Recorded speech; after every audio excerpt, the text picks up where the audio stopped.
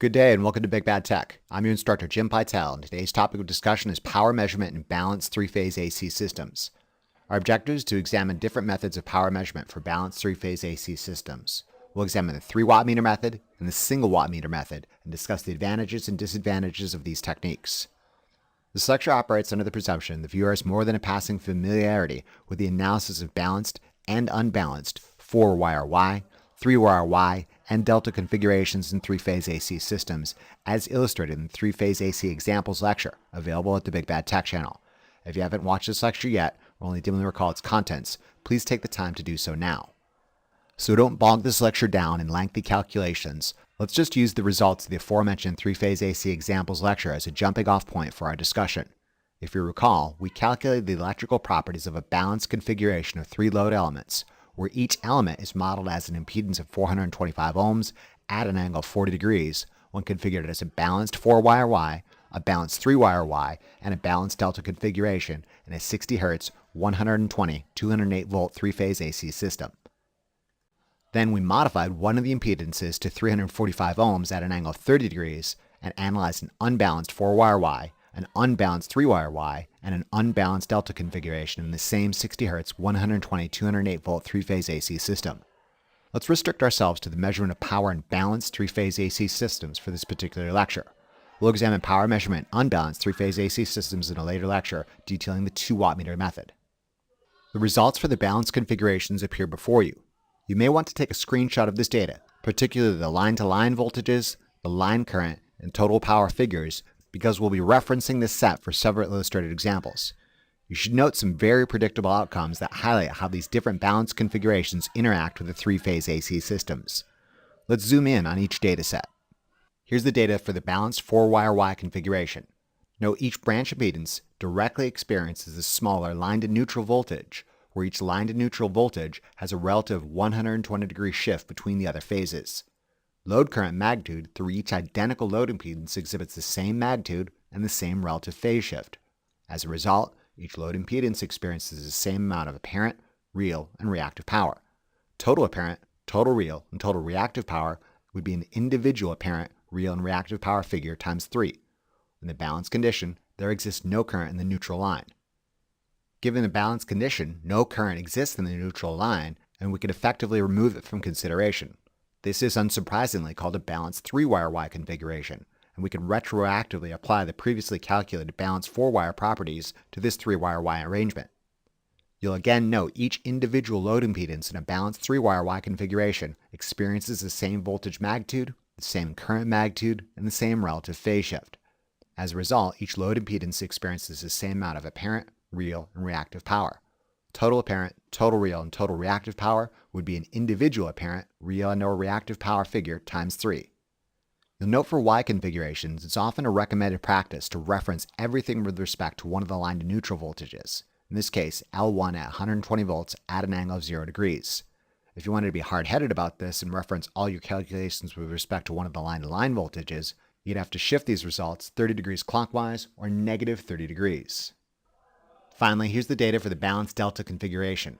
Note each load impedance in the balanced delta directly experiences the larger line-to-line voltage differential, where each line-to-line voltage differential has a relative 120-degree phase shift between the other phases. Load current magnitude through each identical load impedance exhibits the same magnitude and the same relative phase shift. As a result, each load impedance experiences the same amount of apparent, real, and reactive power. Total apparent, total real, and total reactive power would be an individual apparent, real, and reactive power figure times 3. In the balanced condition, line current magnitude is square root 3, or approximately 1.73 times load current magnitude, and exhibits a relative 30-degree offset from the nearest load current. You note for delta configurations, it's a recommended practice to reference everything with respect to one of the line-to-line voltages, in this case L1, L2 at 208 volts at an angle of 0 degrees. If you wanted to be hard-headed about this and reference all your calculations with respect to one of the line-to-neutral voltages, you'd have to shift these results by positive 30 degrees or 30 degrees counterclockwise.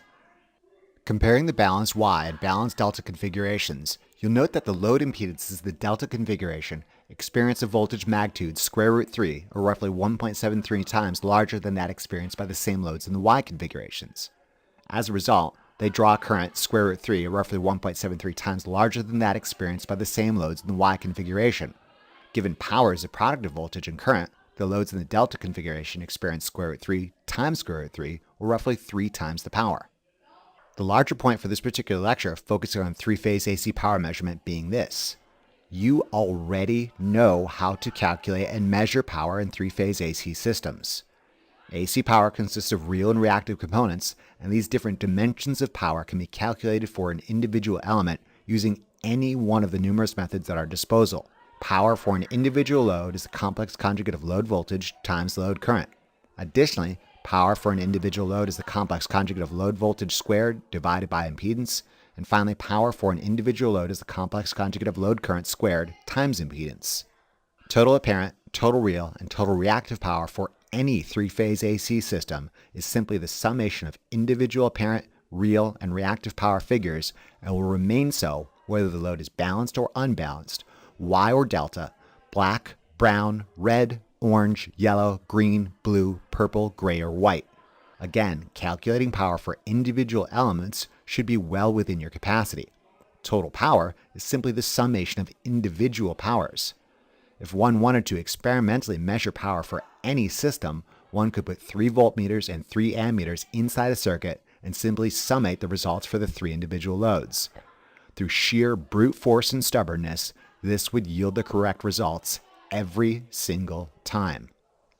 A slightly easier technique is through the use of a device known as a wattmeter, where a wattmeter is a device that simultaneously measures voltage across and current through. In this case, the voltmeter portion of the wattmeter, the plus and minus connections, directly measures voltage across a load, and the ammeter portion of the wattmeter, the in and out connections, directly measures current through an individual load. Old school analog wattmeters featured a needle scale and often restricted themselves to the practical measurement of real power in units of watts only. However, more modern power measurement devices can offer different modes, similar to the DC and AC modes for a DMM, that allow a user to toggle between the apparent, real, and reactive portions of power. Let's assume we've got a super fancy power measurement device that allows this ability. Again, a wattmeter is a device that simultaneously measures voltage across and current through.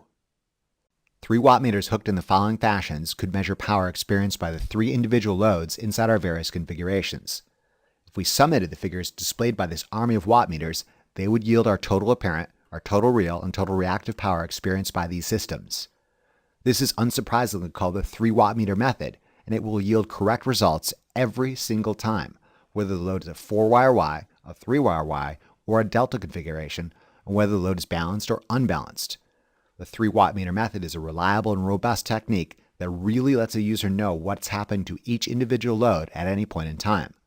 This being said, implementing the 3-wattmeter method is, to use a term I ordinarily reserve in describing your lazy lab partner's academic career, a total goat show. Not only is it expensive and time-consuming to implement the 3-wattmeter method, it necessitates actively digging into the loads to access the test points. The exception being a 4-wire Y configuration in which all test points are externally accessible. Some loads, like motors, don't facilitate invasive inspection. Might there not be an easier way of measuring power for 3-phase AC systems? Humans have a reputation of being lazy cheapskates, and a large portion of our cognitive resources are devoted to recognizing and taking advantage of patterns. A glaringly obvious, supermassive shortcut for balanced load conditions exists that I'm certain you've recognized by now. Given each individual apparent, individual real, and individual reactive power figure for a balanced load condition is identical, one could simply measure these same properties for an individual element and just multiply it by 3. Let's examine one such method of doing so. For a balanced 4-wire Y configuration, a single wattmeter hooked in the following fashion could easily measure power experienced by load impedance Z1. Given the data from our previous illustrated example problem, the voltmeter portion of the wattmeter would measure 120 volts at an angle of 0 degrees from line L1 to the externally accessible neutral wire. The ammeter portion of the wattmeter would measure 282.4 milliamperes of current at an angle of negative 40 degrees through line 1 and load impedance Z1. A relative phase shift of 40 degrees exists between voltage and current. This corresponds to a lagging power factor of roughly 0.77. An application of any of the AC power formulas yields 33.9 volt amperes of apparent power, of which 26 watts is directed towards real power and 21.8 vars is directed towards a reactive interchange. Multiplying this single figure by 3 yields a total apparent power figure of 101.6 volt amperes, of which 77.9 watts is directed towards real power and 65.3 VARs is directed towards the reactive interchange. By the way, this method, despite the fact we're making use of a single wattmeter, is not the official single wattmeter method, which we'll examine in a moment. For a balanced 3-wire Y configuration, we could hook up our wattmeter in the following fashion. Note the voltmeter portion of the wattmeter, the positive and negative connections, measures 120 volts at an angle of 0 degrees from line 1, not to an externally accessible neutral line, but rather to the central node formed by the Y configuration of load impedances. The ammeter portion of the wattmeter, the in and out connections, still directly measures 282.4 milliamperes of current at an angle of negative 40 degrees through line L1. As with the balanced 4-wire Y configuration, if we multiplied the values displayed by this wattmeter by 3, it would yield a total apparent power figure of 101.6 volt amperes, of which 77.9 watts is directed towards real power and 65.3 VARs is directed towards a reactive interchange. For a balanced delta configuration, we have to get a little bit more invasive, because we'd have to hook up our wattmeter in the following fashion. The voltmeter portion of the wattmeter, the positive and negative connections, measures 208 volts at an angle of 0 degrees from line L1 at node A to line L2 at node B. The ammeter portion of the wattmeter is buried deep inside the delta configuration. In this case, the in and out connections directly measure 489.4 milliamperes of current at an angle of negative 40 degrees through load impedance ZAB. As with our previous balanced configurations, if we multiply the values displayed by this wattmeter by 3, it would yield a total apparent power figure of 305.4 volt amperes, of which 233.9 watts is directed towards real power and 196.3 VARs is directed towards the reactive interchange. As effective as this method is, it is not without its drawbacks. The obvious drawback being that this method is suitable only for the balanced load condition, in which every load impedance forming the Y or delta is identical and voltage magnitudes are the same and phase shifted by a relative 120 degrees. If any load inside the configuration of interest wasn't identical, including the one being directly measured, we'd be getting an erroneous picture of the larger system because we're really only looking at 1/3 of the picture. The not-so-obvious drawback to this method is its unwieldiness and impracticality in real-world analysis scenarios. The balanced 4-wire Y configuration is perhaps the only configuration that easily lends itself to this technique, principally because the wattmeter is external to the load. Notice the voltmeter portion of the wattmeter is measuring voltage from an externally accessible line to the externally accessible fourth neutral wire. Similarly, the ammeter portion of the wattmeter is measuring current through an externally accessible line. Not so in the balanced 3-wire Y configuration, principally because the voltmeter portion of the wattmeter is measuring voltage from an externally accessible line to the central node internal to the Y configuration of load impedances. The ammeter portion of the wattmeter is still external to the load, but the voltmeter portion needs to dig into the load to take a proper reading. What if this central node internal to the 3-wire Y configuration was inaccessible? Oftentimes it isn't, the classic example being a 3-phase AC Y-configured motor where 3 ends of the Y configuration of balanced windings are externally accessible, however the central node is locked up tight. Directly measuring current external to a balanced 3-wire Y configuration is not a problem. Directly measuring voltage is. Balanced delta configurations present a similar disadvantage, only with respect to current measurement. Note the voltmeter portion of the wattmeter is directly measuring voltage from an externally accessible line to another externally accessible line, A to B. The ammeter portion of the wattmeter is, however, measuring current through a load buried deep inside the delta configuration. Oftentimes, the delta configuration is fixed and inaccessible, the classic example again being a 3-phase AC delta configured motor, where the 3 points of the delta configuration of balanced windings are externally accessible, however the configuration cannot be broken to incorporate an ammeter in series. Directly measuring voltage external to a balanced delta is not a problem. Directly measuring current is. In summary, balanced 4-wire Y configurations are open books and allow a single wattmeter to directly measure voltage and current through any impedance. In contrast, balanced 3-wire Ys and balanced deltas often hide their inner workings, making direct measurement of voltage in the case of the 3-wire Y configuration or the direct measurement of load current in the case of a delta an impracticality. Might there not be an easier, cheaper way to measure these properties external to the balanced load, regardless of configuration? Indeed there is. This technique is known as the single-wattmeter method, and it takes advantage of balanced load conditions to measure total power, regardless of configuration. In each occasion, the single-wattmeter method measures the line-to-line voltage and line current external to the load and does not necessitate invasive inspection. At first, you might think this won't work because of some glaringly obvious oversights. In the case of the balanced Y configurations, the ammeter portion of the wattmeter appears to be reading current correctly, as line current equals load current in Y configurations. However, loads in balanced Y configurations don't directly experience the line-to-line voltage, but rather a smaller portion of it. Taken in isolation, this wattmeter's reading is extremely suspect since it's artificially inflating voltage. Essentially, the opposite problems hold true in the case of balanced delta configurations. In this application, the voltmeter portion of the wattmeter appears to be reading voltage correctly, as loads in delta configurations directly experience the line-to-line voltage. However, loads in balanced delta configurations don't directly experience the line current, but rather a smaller portion of line current.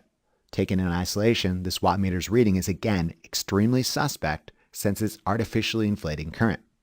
In summary, the single wattmeter method seems to be measuring the line-to-line voltage and the line current regardless of configuration, properties that may or may not be representative of actual conditions inside the given configuration. Neglecting phase shift and power factor considerations, the magnitude of apparent power delivered to any load is the load voltage times the load current. This is true for any load regardless of configuration. If the system is truly balanced, we can say total apparent power equals an individual apparent power figure times 3. This should be pretty self-evident. To understand how a single wattmeter can yield a total power figure for a balanced system, it's helpful to remind ourselves about those properties unique to balanced load conditions. For balanced Y configurations, you'll no doubt recall that line-to-line voltage is square root 3, or roughly 1.73 times as large as load voltage. Additionally, for balanced Y configurations, line current is equal to load current. Balanced delta configurations, in contrast, experience line current magnitude that is square root 3, or roughly 1.73 times as large as load current. Additionally, for balanced delta configurations, load voltage is equal to line voltage. Follow the chain of logic for the balanced Y configurations.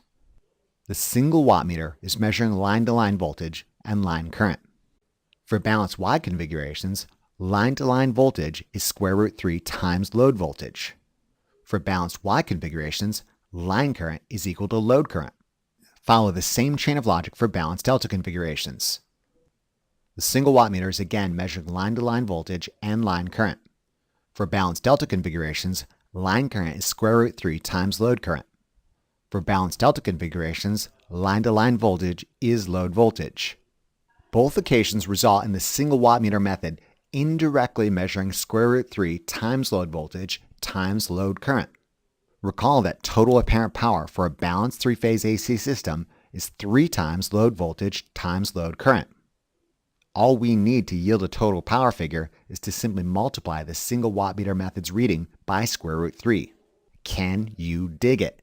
Square root 3 times square root 3 is 3. Importantly, this method is valid for either balanced load configuration, Y or delta, and is external to the load and does not require invasive inspection. Allow me to demonstrate the single wattmeter method in action. Consider the data we obtained during the three-phase AC examples lecture. In the case of both the balanced 4-wire Y configuration and balanced 3-wire Y configuration, a wattmeter configured in the single wattmeter fashion would directly read 282.4 milliamperes of line current experienced by a particular load. However, its voltage reading is 208 volts, square root 3 times larger than that directly experienced by the load. 208 volts times 282.4 milliamperes yields 58.7 volt amperes, a useless intermediary value that means absolutely nothing. However, when we multiply this intermediary value by square root 3, this yields roughly 101.7 volt amperes, our total apparent power figure. In the case of the balanced delta configuration, a wattmeter configured in the single wattmeter fashion directly reads 208 volt line-to-line voltage experienced by a particular load. However, its current reading is 847.7 milliamperes, or approximately square root 3 times larger than that directly experienced by the load. 208 volts times 847.7 milliamperes yields 176.3 volt amperes, a useless intermediary value that means absolutely nothing. However, when we multiply this intermediary value by square root 3, this yields roughly 305.4 volt amperes, our total apparent power figure. The single wattmeter method has its associated advantages and disadvantages.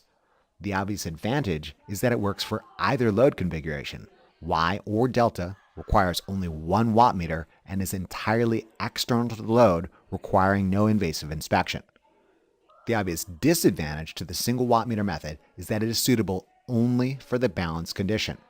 Another not so obvious disadvantage is the difficulty of parsing the resultant total apparent power figure into its real and reactive dimensions.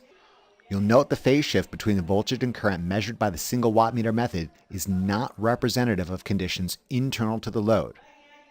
I don't wish to dwell on this too much because most common applications of the single wattmeter method involve motors with pre-calculated power factor figures. However, I do want to briefly discuss the origins of this phase shifted offset. Consider a balanced 4-wire Y or a balanced 3-wire Y configured load.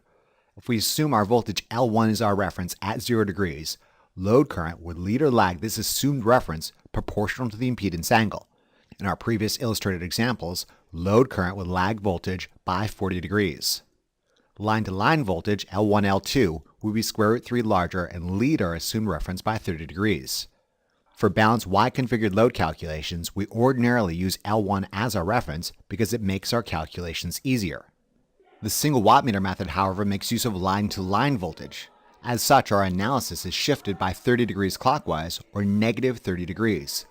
Line current would appear to lag line-to-line voltage by an additional 30 degrees. In our previous examples, line current would appear to lag line-to-line voltage by 40 plus 30 or 70 degrees.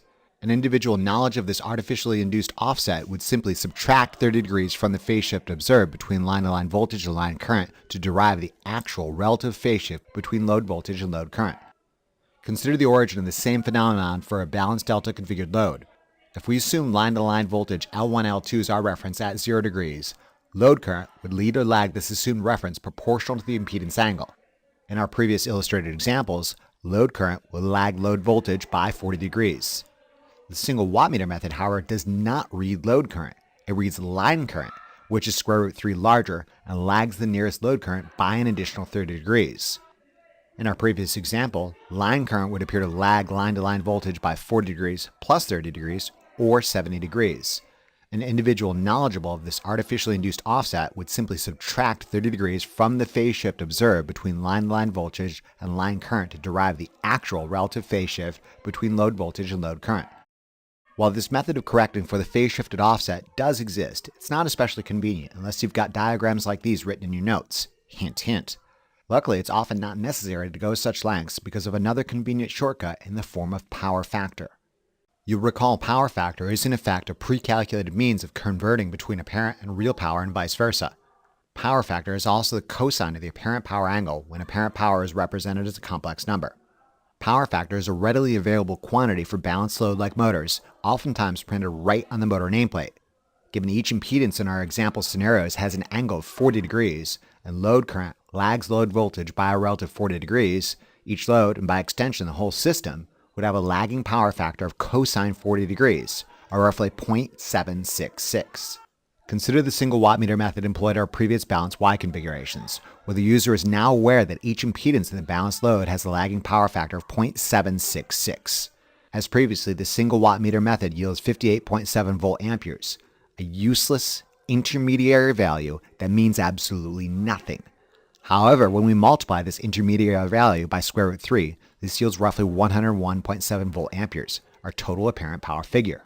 Total apparent power times a power factor of 0.7660 yields roughly 77.9 watts, our total real power figure.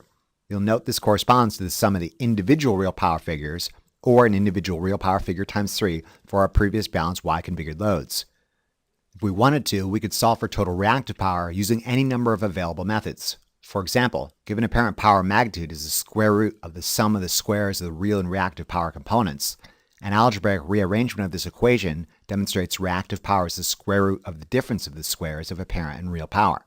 Substituting our given values yields a total reactive power figure of approximately 65.3 VARs. You note this corresponds to the sum of individual reactive power figures, or an individual reactive power figure times 3 for these balanced Y configured loads. Similarly, consider the single wattmeter method employed in our previous balanced delta configuration, where the user is now aware that each impedance of the balanced load has a lagging power factor of 0.7660. As previously, the single wattmeter method yields 176.3 volt amperes, a useless intermediary value that means absolutely nothing. However, when we multiply this intermediary value by square root 3, this yields roughly 305.4 volt amperes, our total apparent power figure. Total apparent power times a power factor of 0.7660 yields roughly 233.9 watts, our total real power figure. You note this corresponds to the sum of the individual real power figures, or since the load is balanced, an individual real power figure times 3 for this balanced delta configured load. If we wanted to, we could solve for total reactive power using any number of available methods. For example, we can take the inverse cosine of power factor of 0.7660 to yield 40 degrees. Apparent power expressed as a complex number in polar format is therefore 305.4 volt amperes at an angle of 40 degrees. Extracting the imaginary vertical y component yields 196.3 vars, our total reactive power figure. You'll again note this corresponds to the sum of individual reactive power figures, or, since the load is balanced, an individual reactive power figure times 3 for this balanced delta configured load. Allow me to highlight the utility of the single wattmeter method using another illustrated example. Like I said, industrial three-phase AC motors are often modeled as balanced Y or balanced delta configurations, and line-to-line voltages and line currents are easily measured external to a motor, necessitating no invasive inspection, and power factor is an easily obtainable figure given it's often printed right on the motor nameplate. Consider this 5 horsepower motor rated to run at 208 volts, 230 volts, or 460 volts. These are the line-to-line differentials easily measured external to the motor. The line current drawn while in these configurations is 12 amps, 11.8 amps, and 5.9 amps. These are the line currents also easily measured external to the motor. Is the motor a Y configuration or a delta configuration? We don't know, and we don't care. As long as it's balanced, we can use the single wattmeter method. Additionally, we're aware that when the motor is producing the nameplate mechanical power output of 5 horsepower, it appears to have a power factor of 0.91 and efficiency of 88.5%. This is where it's helpful to remind ourselves of how power factor and efficiency relate to usable mechanical power output by this device. Recall from the Power Factor and Efficiency in AC Circuits lecture, available at the Big Bad Tech channel, we learned that power factor is the quantity of real power in units of watts that is extracted from apparent power in units of volt amperes, the rest being directed towards a reactive interchange in units of vars. The reactive power portion does not contribute towards actual work, however, it's necessary for the proper functionality of devices like motors and transformers. In this case, the reactive power portion goes to establishing the rotating magnetic field in the motor's stator windings. This type of reactive power is inductive in nature, and we can be assured that load current will lag load voltage and our reactive power polarity will be positive. Efficiency, in contrast, is that portion of real power input to the motor that actually gets converted to usable mechanical power output. For motors, mechanical power is torque, a twisting force measured in units of Newton meters, and rotational speed, in units of revolutions per minute or RPM. Anything not considered usable is a loss to the system in the form of noise or heat. Ideally, this motor should yield roughly 5 horsepower of usable mechanical power output when operated at these conditions. As we'll demonstrate in a moment, this is a pretty rough target, and I need to emphasize the term about 5 horsepower. Another fact I need to emphasize is that the data on motor nameplates is a snapshot of rated load conditions only, meaning only at the rated load and rated speed, i.e. only when it's producing 5 horsepower of mechanical power output, will the motor draw the nameplate current, have this power factor, and operate at this rated efficiency. As we'll learn in later lectures, these figures are moving targets and will vary as a function of output. Assuming the motor is operated with rated conditions, let's use the motor nameplate data to calculate power.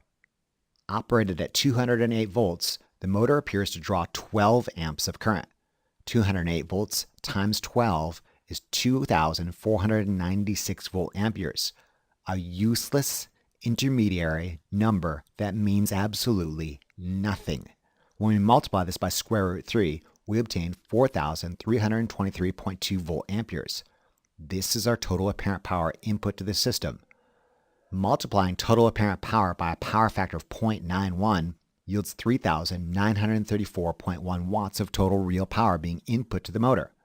Multiplying this by an efficiency of 88.5% yields 3,481.7 watts of usable mechanical power output being output by the motor. A unit conversion demonstrates 3,481.7 watts is roughly 4.7 horsepower, extremely close to the rated 5 horsepower output.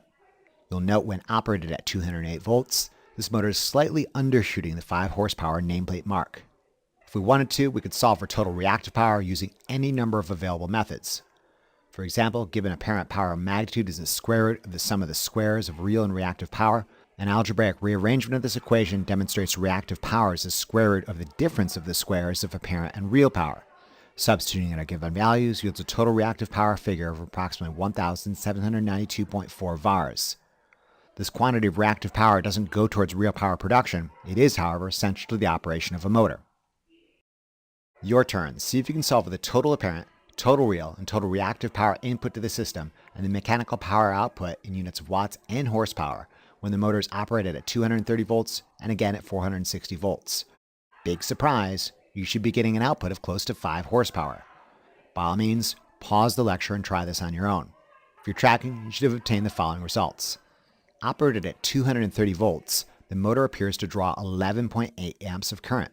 230 times 11.8 is 2,714 volt amperes, a useless intermediary number that means absolutely nothing. When we multiply this by square root 3, we obtain 4,700.8 volt amperes. This is our apparent power input to the system. Multiplying this by a power factor of 0.91 yields 4,277.7 watts of total real power being input to the motor. Solving for total reactive power yields 1,949.0 VARs.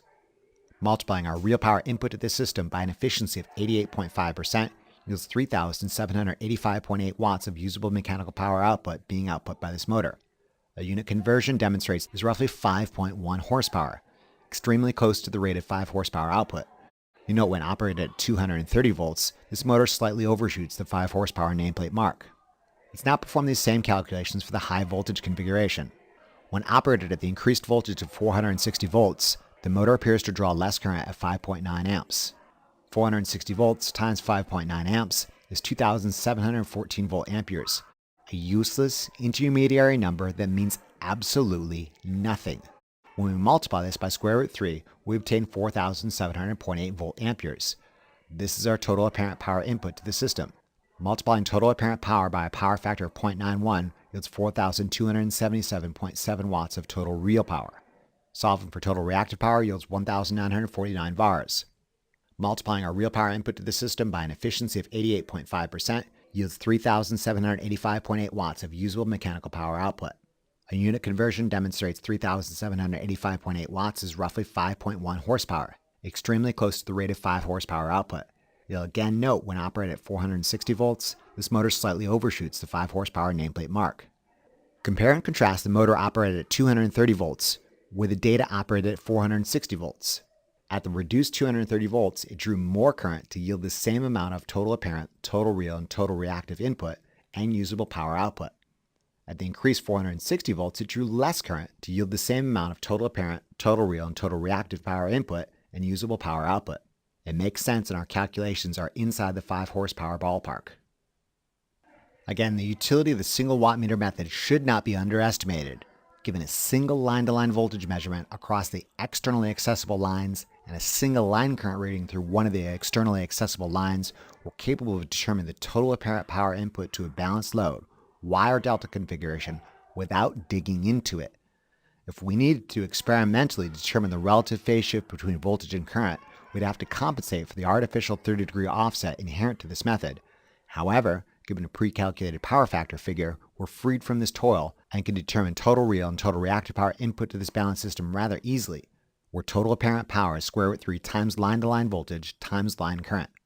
Alright, that's about it for now. Let's bring this lecture to a close with a quick review of power measurement for balanced three-phase AC systems.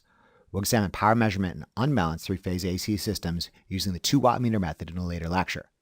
Total power is the summation of individual power, regardless if the load is 4-wire Y configuration, a 3-wire Y configuration, or a delta configuration, balanced or unbalanced. Using the 3-wattmeter method, the power for each individual load can be measured and these results summated to yield a total power figure. While reliable, robust, and suitable for both balanced and unbalanced conditions, the 3-wattmeter method is time-consuming and costly to implement and a total overkill for balanced conditions.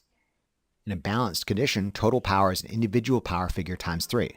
While a single wattmeter could be used to measure power for an individual load, sometimes load configurations don't always facilitate invasive inspection. For this reason, the single wattmeter method is the technique of choice for balanced loads. The single wattmeter method measures line-to-line voltage and line current for a balanced load regardless of the configuration, where total power is the line-to-line voltage times line current times square root 3. Of note, the single wattmeter method is entirely external to the system and does not require invasive inspection. Total real and total reactive power components can be determined using a pre-calculated power factor figure or the understanding that any observed phase shift between line-to-line voltage and line current includes an artificial 30-degree offset that must be accounted for when determining actual relative phase shift between load voltage and line current. In conclusion, this lecture examined different methods of power measurement for balanced three-phase AC systems. We examined the 3-wattmeter method and the single-wattmeter method and discussed the advantages and disadvantages of each technique. Remember to review these concepts as often as you need to really drive it home. Imagine how well a lab will go if you know what you're doing. Thank you very much for your attention and interest. We'll see you again during the next lecture of our series. Remember to tell your Lazy Lab partner about this resource. Be sure to check out the Big Bad Tech channel for additional resources and updates.